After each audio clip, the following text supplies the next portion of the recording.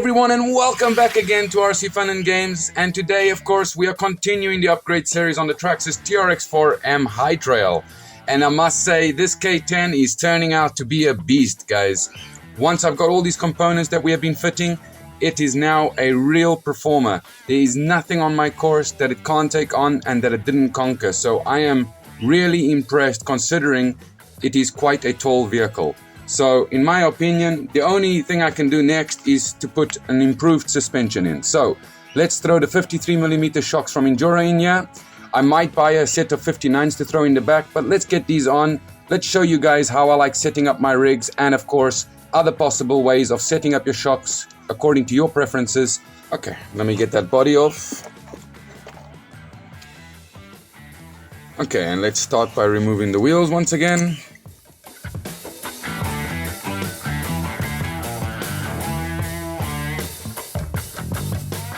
I've just got to say it, guys, these tires and rims were an awesome combo for this rig. One, the rims suit the truck really well, and second of all, these Swamp Stomper tires, I've got to say, are awesome. The Swamp Crawl are awesome. These are awesome. They have got even more grip than the all-terrain tires, guys, and I really like these, okay? And they perform better than these, so I've been really impressed.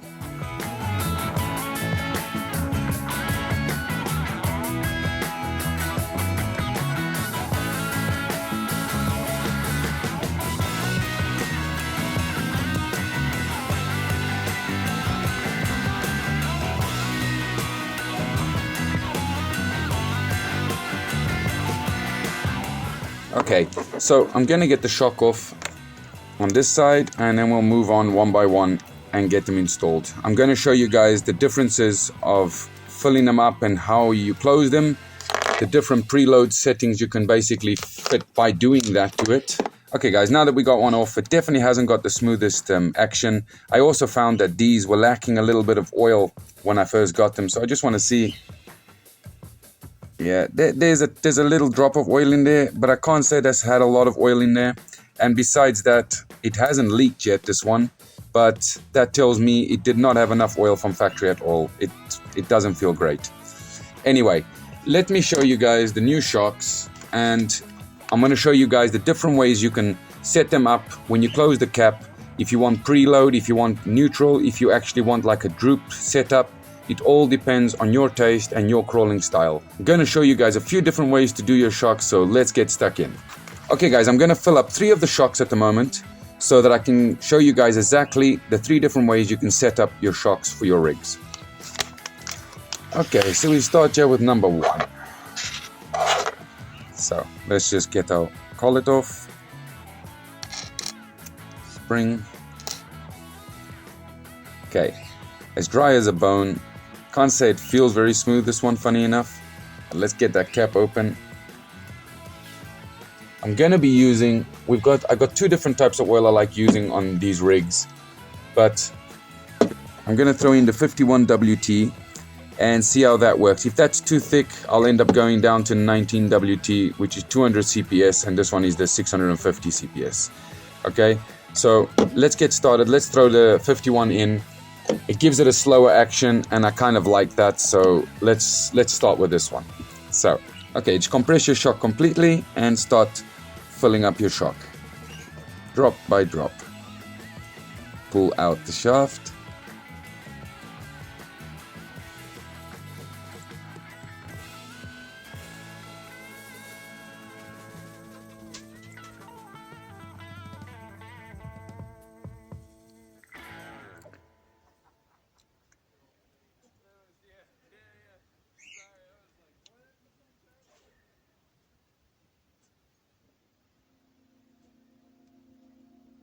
Okay, I'm quite happy with that level. As you can see, the oil is completely full, but you've got little micro bubbles still sitting in there. So the best thing to do, just leave your shock standing there, okay, and let the air bubbles come out. Meanwhile, we might as well do the next shock. So, same process again, remove, and just take off your cap, Okay, that one, the bladder looks normal. Okay, this one feels a lot smoother than the last one, and it's also got a bit more oil than the last one had. Now, let's repeat the process. Let's fill it up, compress your shock completely, and drop by drop, pull, and make sure you let the air escape.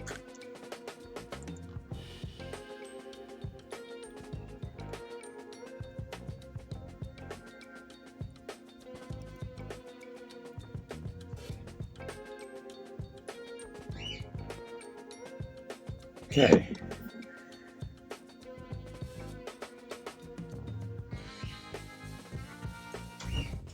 Okay, just make sure you work it a bit so those bubbles can all come up. Once it's there, you will be able to see those little micro bubbles. Just make sure that they all come out. So, okay, that's 2 of them. Okay, and now I'm gonna grab my 3rd one, and we're gonna do the same process again. So, okay, they've all been filled to the same level. Now I'm just waiting for the little air bubbles to completely disappear. And I'll be right back to show you guys the different ways of closing them up to try and get a setup that you really want for your rig, okay? All depending on your style of crawling, your style of the way you like your vehicle sitting. It all depends on you. So I'm just going to show you guys these 3 different ways of closing it. Okay, now that the air bubbles are all out, as you can tell, no air bubbles left in there. So we've got 3 different ways of setting this up. So, like you guys know on the instructions, it tells you to pull the shaft out completely, yes, and then close your cap. Okay, so let's pull it out completely, keep it out completely, nice and level. Any excess oil will come out of the little hole on the cap.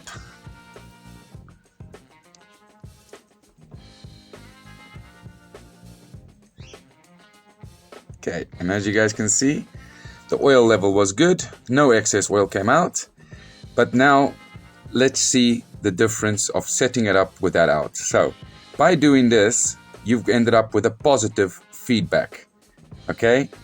And I never like it because the shock can never fully compress. So yes, it's not a great setup in my opinion, but good to try and eliminate torque twist out of your vehicle, okay? So you might want to set it up with a bit of pre-reload, especially on your rear right, so that it can have a bit more pressure so it prevents that torque twist, okay? Now, this is one way of setting it up. So that's number 1, fully extended. Okay, now on the second one, we are gonna push the shaft halfway and we are gonna close it up right there, okay? So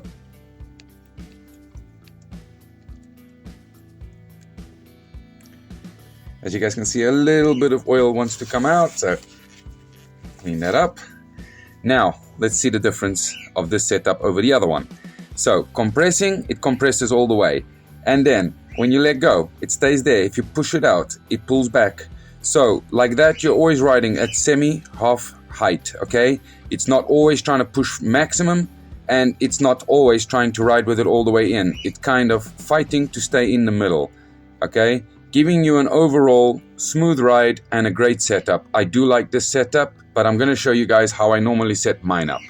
So now we grab this one and we are going to do the same thing. The only difference we're going to do is we are going to fully compress the shock.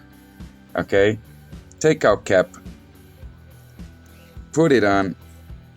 Now you'll definitely have a little bit of excess oil as they were all filled to the same line. To me, like this, I know that all the air is out. That's one of the first things. Make sure you get all that oil cleaned off, or else when you go out on the trail, it's just going to pick up dust. So take a little bit of extra time, just make sure you got it nice and clean. Okay, now once we've got it there, let's see the difference. So when you compress, oh look, it goes all the way down very nicely. Next thing it does is if you pull it out, it sucks it back in, meaning it lowers your ride height and giving you a lower center of gravity overall, also making it easier for your actual suspension to move as there is no resistance on the shock. Now compare it to this one, which is the halfway setup. It wants to compress, but there's still a little bit that it won't compress, and it's got a little bit of positive feedback, but at the same time when you get here, it wants to pull back. Not a bad setup, but I still prefer this setup. This is probably how I would set up my rear right, so that I have a little bit more preload on that shock to prevent the torque twist. Now, the way they tell you to set it up on the instructions, okay, is not a good idea. Look, your compression is not good. You can't get full compression. You're always pushing out, and it just doesn't feel nice and smooth, making it a lot more difficult for your vehicle to articulate to maximum compared to this setup. So I hope you guys enjoyed this little tutorial of how I set my shocks up and the different setups you can do. Now, let's get them done. I'm going to do all these the same way I did these. I'm going to keep this one like this for my rear right, and the rest I'm going to set up like this. So, let me get stuck in. Okay, and as you guys can see, it dampens the motion. It still doesn't fully extend, so your car is not going to be sitting on the highest of places. And you've got a little bit left, and it's definitely got a nice smooth action. I love this setup. One thing I am doing, I am using the springs from the original shocks, as they are a bit thicker and stronger than the springs you get from Injora. And I will say, in my opinion, after lots of time playing around with torque twist, these springs are too weak. Even the ones they provide that are harder, in my opinion, aren't hard enough. So I do like using the original shock springs back on these shocks, okay, and they work perfectly fine on the 53mm, so perfect combination. Okay, I love that. It feels so good, guys. Now I'm going to do the same to the one I've already done.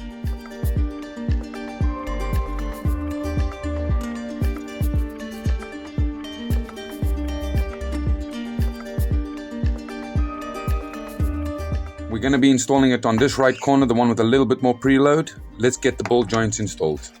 And I always love all the hardware they provide, guys. It's awesome.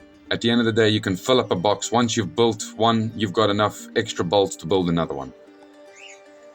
Now, let's get stuck in. So, ball joints, as you can tell, there's two different types of ball joints. You've got the one with a little cap, one with just a straight head.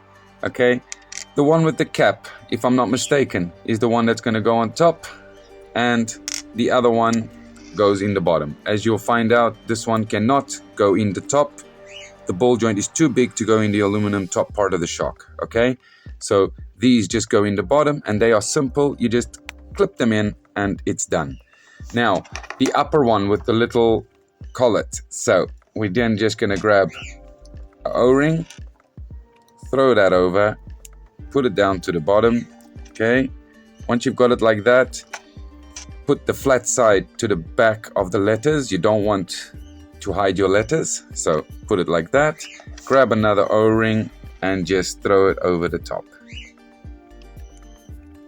Done. Okay, it's as easy as that. Now I'm gonna install this one right into this corner. But since I've got this shock already ready, I might as well also throw its two ball joints in. So I'm just gonna throw it in the bottom, in, and repeat the process with the O-rings.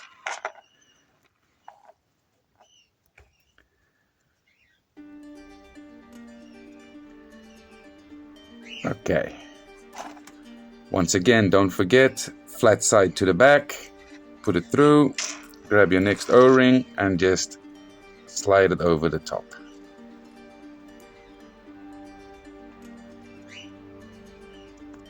Okay, and as you guys can see, even with my big fingers, it's not that hard to do. So this one is going to be on that side, this one's going to go on this side, so let's get this one installed.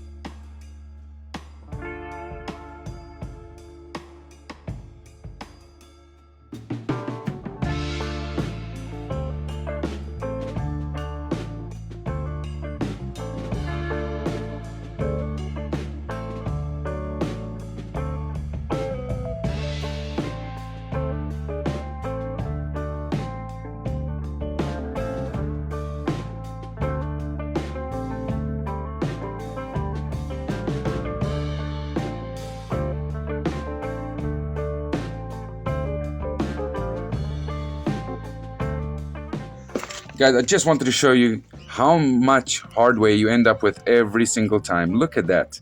Okay, we didn't use any of the longer screws as we already had them from one of the other items that we had bought. So you didn't need them. And that's what I love about Injora. They always give extra hardware, which really does come in handy on builds or just to have around when you lose a screw. It is very handy and I appreciate it very much from them. Now, let's get this last screw installed and then we can put the body back on and get out and go and give this thing an awesome test. Okay, so as you guys can see, all back together. Nice fluid movement.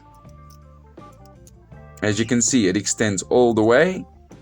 And the same on the back. This is why I say it's an awesome setup. And I can feel that this shock has just got a little bit more pressure than the rest of them. So, in my opinion, it's ended up just the way I wanted. One of the next upgrades that we are getting, that I'm looking forward to installing, is the carbon fiber chassis. And we'll also be installing the carbon fiber battery tray. I want to try and get as much weight from up top off to try and have all the weight down the bottom, just for the best center of gravity I can get. Okay, everything here is the way I like it. I don't really want to add a lot more weight.